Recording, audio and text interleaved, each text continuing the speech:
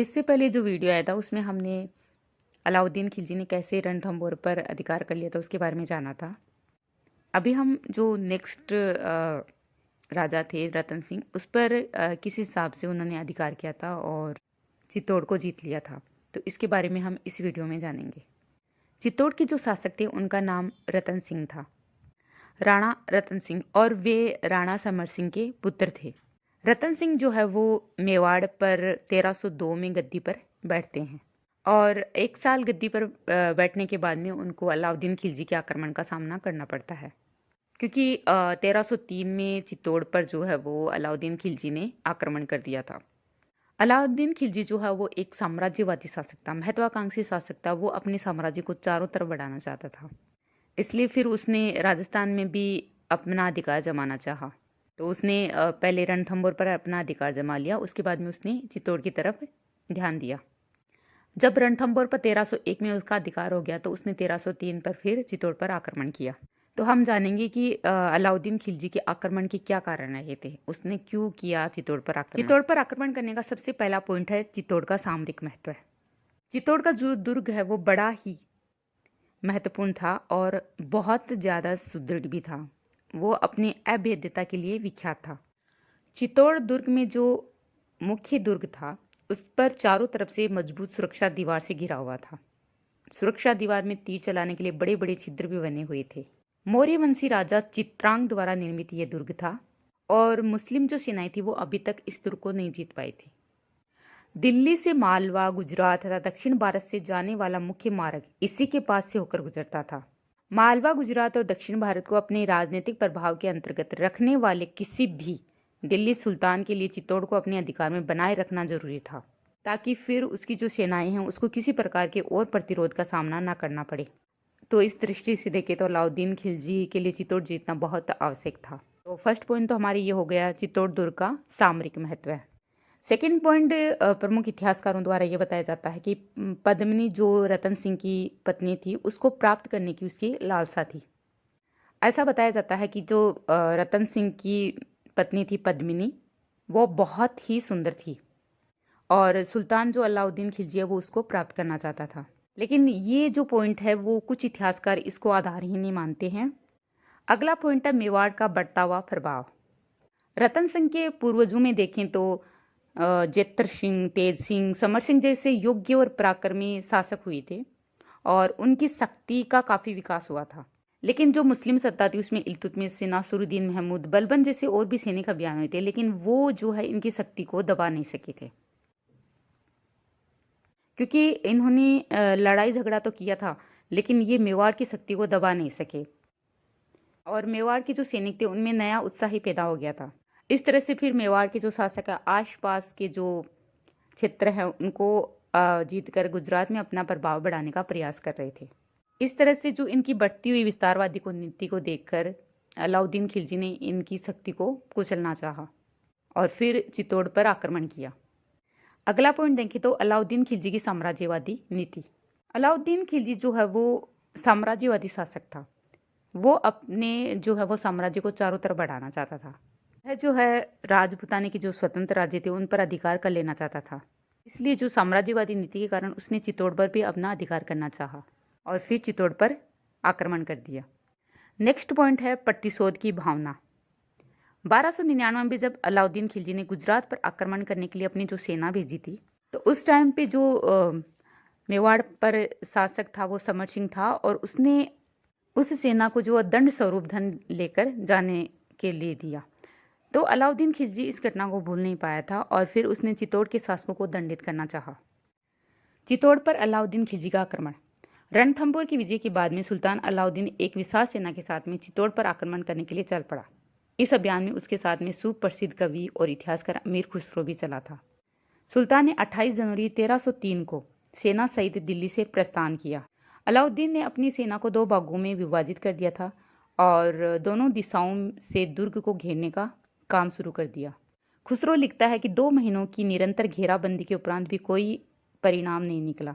राणा जो रतन सिंह था उसने अपने सरदारों या सैनिकों के साथ में शाही सेना को मुंह तोड़ जवाब दिया और 2 महीने तक शाही सेना को कोई सफलता प्राप्त नहीं हुई। फिर ऐसी स्थिति में जो है वो सुल्तान ने अपनी रणनीति में परिवर्तन किया और उसने नियमित रूप से दुर्ग की दीवारों के आसपास धावे मारने शुरू कर दिए। जो प्रक्षेपास्त्र फेंके, यंत्र जो मजनिक नाम का यंत्र आता वो लगवाए और दीवारों पर भारी-भारी पत्थर फेंके। फिर भी जो है वो जो ये दुर्ग था उसको कोई नुकसान नहीं पहुंचा। ये सिलसिला जो है वो 8 महीने तक चलता रहा। इस अवधि में जो है वो एक सिसोदे का सामंत था लक्ष्मण सिंह, वो अपने 7 पुत्रों सहित इस किले की रक्षा करते हुए वीरगति को प्राप्त हो गई। चित्तौड़ दुर्ग का ये घेरा लंबे समय तक चला था। फिर जो काफ़ी समय तक घेरे डालने के कारण दुर्ग में जो है वो खाद्य सामग्री का अभाव हो गया और चारों तरफ फिर उनको बचने का कोई चांस नहीं रहा।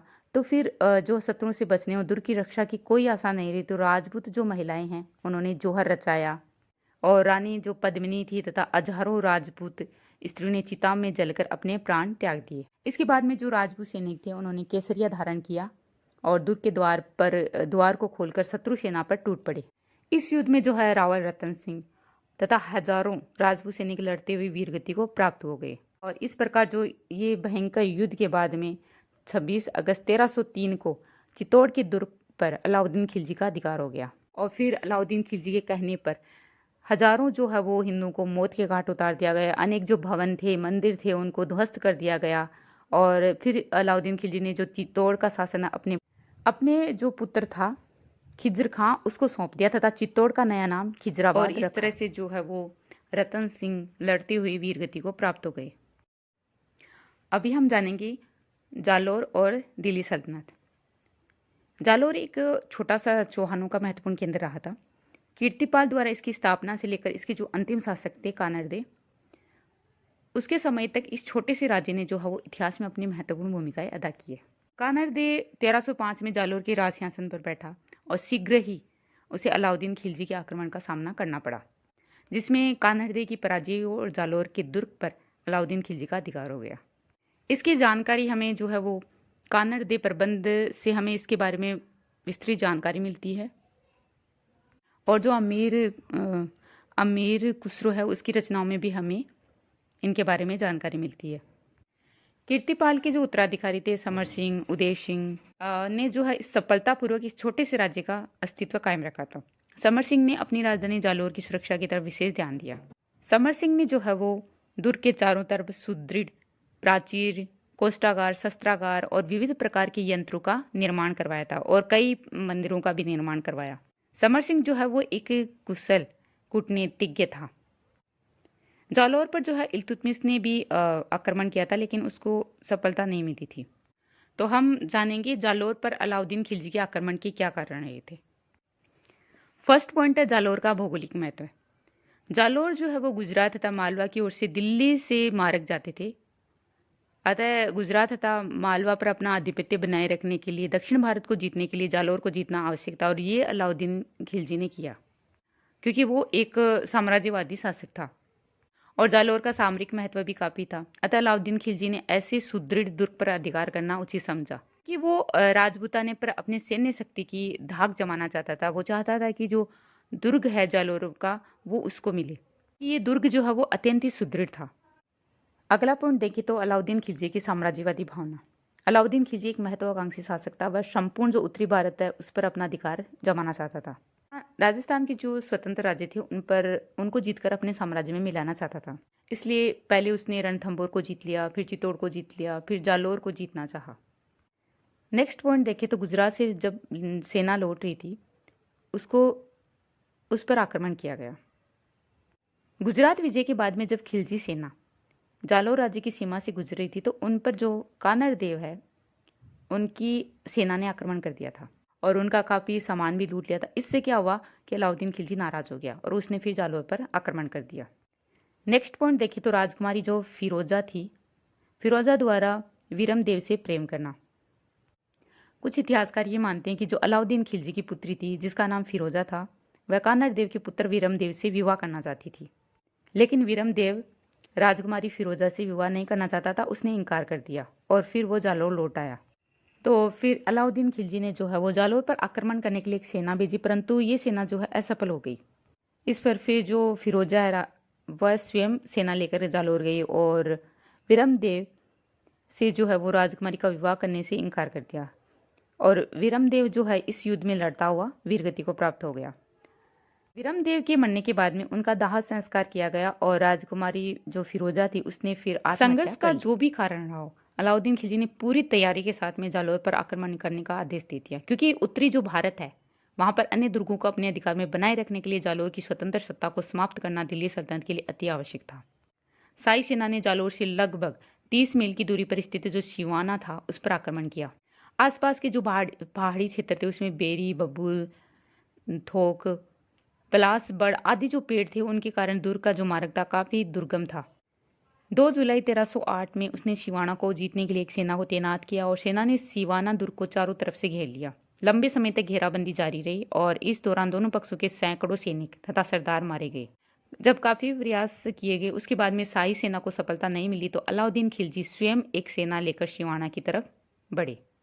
ऐसा कहा जाता है कि सुल्तान ने एक राजद्रोही भावले की सहायता से किले के जलकुंड को गोरख्त से अपवित्र कर दिया था, जिससे दुर्ग वासियों के लिए जल की समस्या उत्पन्न हो गई और खाद्य सामग्री भी समाप्त होने लगी थी। तो इस सर्वनाश को निकट जानकर राजपूत स्त्रियों ने परंपरागत रूप से जोहरी की अग्नि में अपने आप को भस्म कर दिया और जो राजपूत पुरुष थे उन्होंने केसरिया बाना पहना, दुर्ग का फाटक खोलकर शत्रु सेना पर टूट पड़े और लड़ते लड़ते वीरगति को प्राप्त हो गए। शीतल देवी भी जो है वो वीरगति को प्राप्त हो गया। फिर जालौर पहुंचकर अलाउद्दीन खिलजी ने कमालुद्दीन गुर्ग को दुर्ग पर आक्रमण करने का आदेश दिया। कानर देव ने अपनी संपूर्ण शक्ति के साथ में शाही सेना का मुकाबला किया। कुछ दिनों तक दोनों पक्षों में भयंकर झड़पें होती रही, जिसमें कभी एक पक्ष को विजय मिली तो कभी दूसरे पक्ष को। परंतु धीरे धीरे शाही सेना की स्थिति मजबूत होती गई और दुर्ग में घिरे कानर देव तथा उसकी सेनाओं की स्थिति जो है वो दिन प्रतिदिन खराब होती गई। उनके लिए दुर्ग में पीने का पानी नहीं था, खाने के लिए सामग्री नहीं बची थी। ऐसे संकट में फिर अंत में फिर क्या किया कि अलाउद्दीन खिलजी ने छल कपट का भी सहारा ले लिया था और एक बीका नाम का एक राजपूत सरदार था उसको अपनी ओर मिला लिया। इससे फिर क्या हुआ कि शाही सेना जो थी उसको जालौर के दुर्ग में प्रविष्ट करने का एकदम सुरक्षित मार्ग मिल गया। एक तो उनकी खाद्य सामग्री समाप्त हो गई थी, पीने का पानी भी नहीं था, ऊपर से उनके साथ में जो बीका नाम के राजपूत सरदार ने जो है वो विश्वासघात भी किया। तो इसका परिणाम ये निकला कि खिलजी सेना जो है वो दुर्ग में प्रविष्ट हो गई और कानर देव लड़ते हुए वीरगति को प्राप्त हो गए।